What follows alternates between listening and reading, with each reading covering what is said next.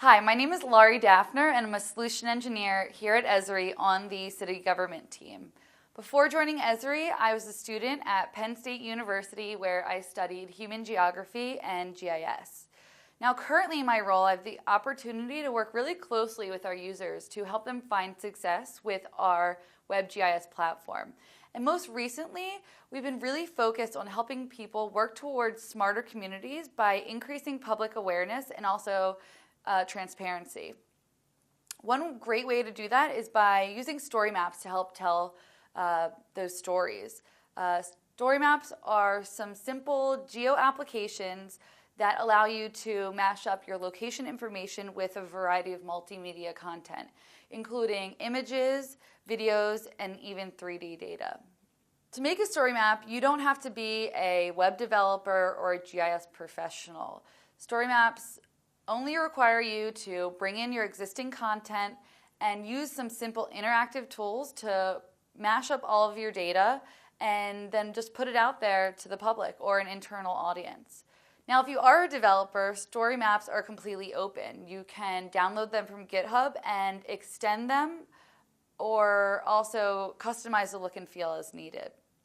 Now, since the release of story maps a few years ago, they've become very popular with a broad audience, both people from inside and outside of the US. And I'd like to show you some user examples here. For example, story maps have been used to inform the public about the outbreak of Ebola in West Africa and to increase awareness not only within the continent of Africa but also around the world.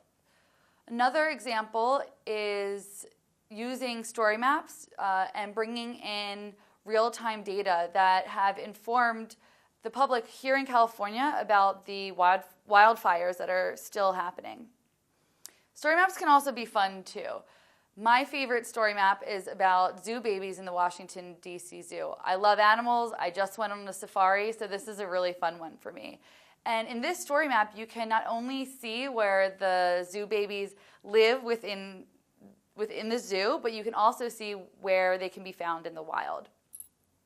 Now, these are all great examples, but when it comes to the work that I do in local government, we can see lots of different ways that governments are increasing transparency and also, again, making their community smarter with story maps. This first example from Iowa Department of Transportation really takes the story map and increases awareness by providing an interactive experience. So previously, if they wanted to share information about construction projects, they probably would have thrown a spreadsheet up on the internet and have had the public sift through that information on their own. Now the public can come in here, they can search for where they live or where they'll be commuting to, and then visually see where those construction projects are, when they're starting, when they're ending, and their scope. So just that bit of interactiveness really helps keep the public informed. In this next example from the Los Angeles Department of City Planning, we see that they're using a story map to bring in a wide variety of content all into one place. So they need to inform the public, but also, I'm sure, an internal audience about the new building projects that are coming to the area.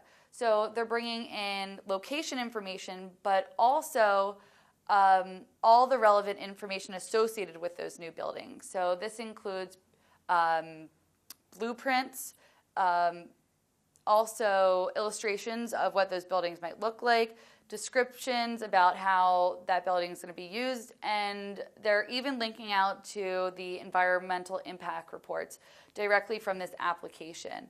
So this is really a living document. They have put this out there on the internet, but they're constantly updating it with new building information. So it's really being used as a powerful tool to help them tell their own story.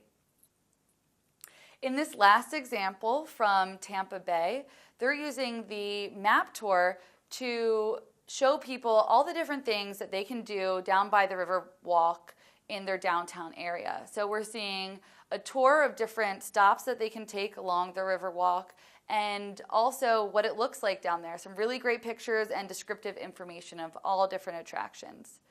So now that you've seen a lot of different things that you can do with story maps, we want to help you through this next exercise so that you can understand how you yourself can build your own story map and hopefully afterwards take what you've learned and build your own narrative.